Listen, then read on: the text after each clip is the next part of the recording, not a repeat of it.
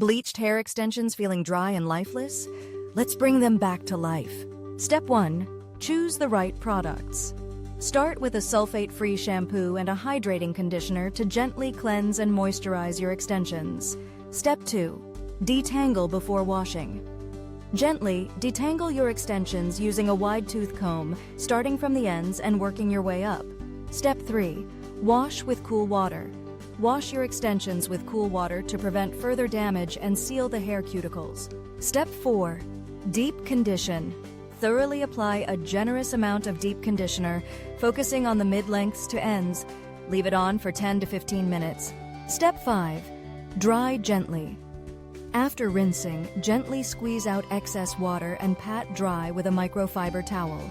Avoid rubbing to prevent frizz. Step 6. Apply lightweight oils.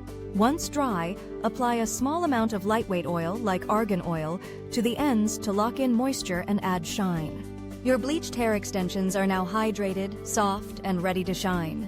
Save this guide and follow us for more hair care tips and tricks.